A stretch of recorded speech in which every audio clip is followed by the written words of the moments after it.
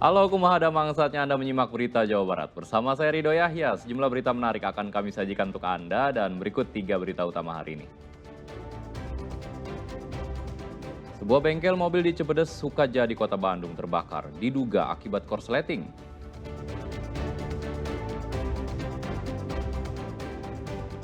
Puluhan rumah dan fasilitas umum di Karawang rusak akibat gempa. Waduk Jatiluhur Purwakarta aman.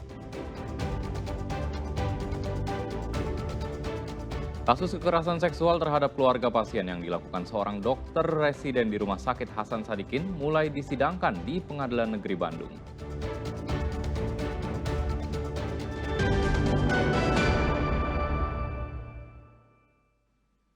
Truk tangki gas LPG terguling dan menimpa rumah warga di Jalan Nasional Nagrek, Kabupaten Bandung.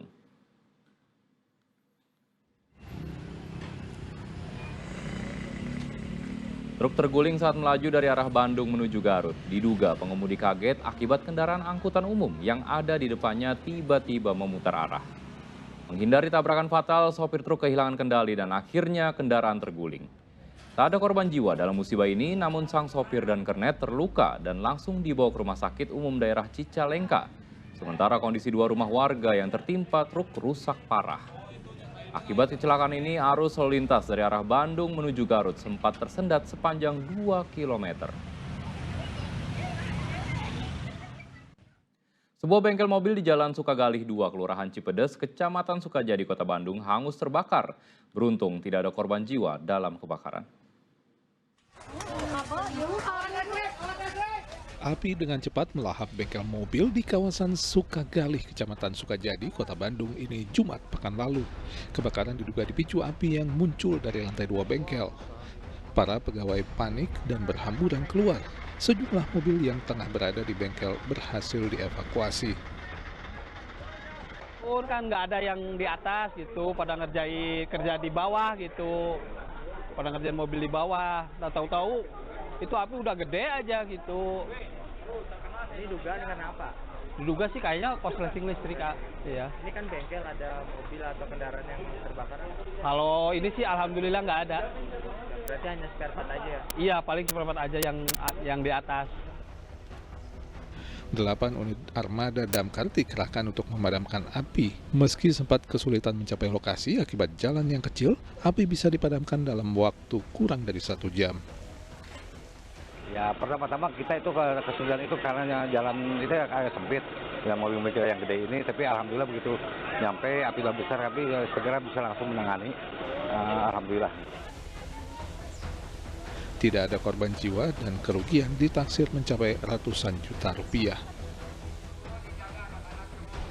Muhammad Rizal melaporkan dari Kota Bandung.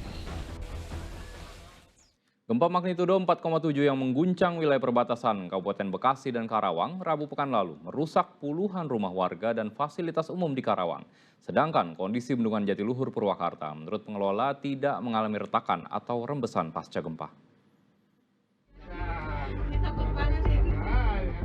Badan Penanggulangan Bencana Daerah BPBD Karawang mencatat sedikitnya 37 unit rumah dan 4 bangunan fasilitas umum seperti sekolah dan puskesmas mengalami kerusakan akibat gempa Rabu malam pekan lalu.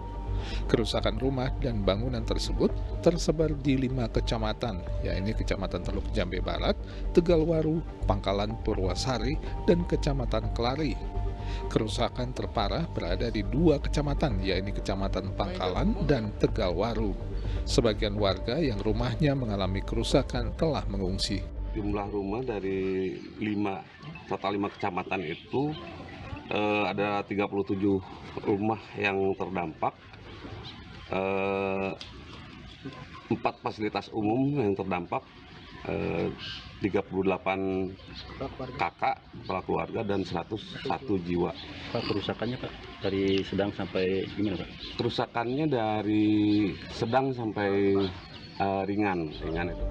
Waduk Jatiluhur Purwakarta menjadi salah satu waduk yang jaraknya cukup dekat dari pusat gempa Kabupaten Bekasi dengan magnitudo 4,7 dan gempa Purwakarta dengan magnitudo 2,1 yang terjadi Rabu malam pekan lalu. Jaraknya hanya sekitar 15 km. Pengelola Waduk Jatiluhur pun kemudian melakukan inspeksi luar biasa, baik menggunakan sejumlah alat pemantau getaran dan pergerakan tanah di tubuh bendungan, serta pemantauan secara visual. Sejauh ini, kondisi bendungan Jatiluhur aman.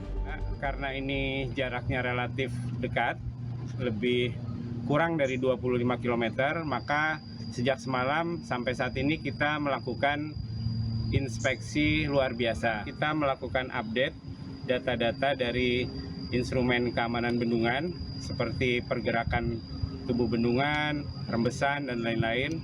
Kemudian kita melakukan inspeksi visual terhadap kondisi fisik bendungan, apakah ada retakan, longsoran, dan alhamdulillah kondisi relatif aman, tidak ada anomali atau abnormal dari kondisi bendungan kita.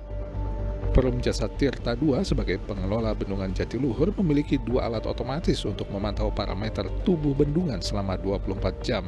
Yang pertama adalah Strong Motion Accelerometer untuk membaca pergerakan atau percepatan gempa di bendungan, dan Geodetic Monitoring System, yaitu sebuah perangkat robotik yang memantau pergerakan eksternal tubuh bendungan selama 24 jam. Akli Yusuf dan Zainal Arifin melaporkan dari Kerawang dan Purwakarta. Pusat Vulkanologi Mitigasi Bencana Geologi (PVMBG) Badan Geologi Kementerian SDM menyatakan bencana gempa bumi dengan skala 4,7 magnitudo yang terjadi di Kabupaten Bekasi diakibatkan oleh pergerakan sesar aktif Baribis. Diperkirakan gempa susulan akan terjadi dengan skala yang lebih rendah.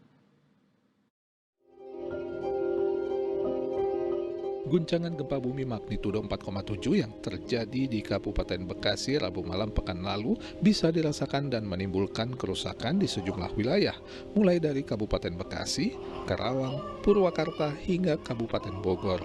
Menurut Pusat Vulkanologi dan Mitigasi Bencana Geologi (PVMBG) Badan Geologi Kementerian Energi dan Sumber Daya Mineral, analisa ahli kegempaan menunjukkan bahwa gempa dipicu oleh pergerakan aktif sesar Baribis. Penyebabnya adalah adanya penumpukan energi di sepanjang sesar, serta penujaman di selatan Pulau Jawa karena adanya pertemuan lempeng Indo-Australia dan lempeng Euro-Asia. Pertemuan 2 lempeng ini menimbulkan gesekan hingga terjadilah energi tektonik yang menyebabkan gempa bumi dari sesar Baribis. Sesar aktif Baribis memanjang dengan segmentasi dari Bekasi, Kerawang, Majalengka, bahkan sampai Cirebon. Sedang yang menimbulkan gempa Rabu malam pekan lalu adalah segmen Jatiluhur. PVMBG meminta pemerintah daerah dan warga yang berada di sepanjang sesar Baribis agar mewaspadai terjadinya gempa di masa depan. Gempa ini dipicu oleh sesar aktif di zona sesar Baribis, walaupun kami perlu identifikasi lebih lanjut apakah di bagian sesar utamanya Baribis atau menjadi sesar minor. Sesar Baribis ini terdiri beberapa segmen, nah yang sekarang ini kemungkinan di sekitar segmen Jatiluhur. Informasi dari tim ahli bahwa gempa ini sebetulnya maksimal di 6,0 magnitudo, namun demikian perlu terus dipelajari lebih lanjut karena dampaknya bisa saja ada trigger yang lain. Patahan aktif ini tidak bisa diprediksi secara detail, namun tim ahli bisa menentukan tentang lokasi dan panjangnya di sesar aktif tersebut, berdasarkan data secara empiris. Lokasi sesar aktif yang telah diplot oleh tim ahli termasuk yang di Badan Geologi itu menjadi bagian dari rekomendasi agar tingkat kehati-hatiannya lebih tinggi. PVMBG memprediksi masih akan ada gempa susulan dari sesar Baribis, namun skalanya kemungkinan lebih rendah jika dibandingkan dengan gempa utama pekan lalu. Muhammad Rizal melaporkan dari Kota Bandung.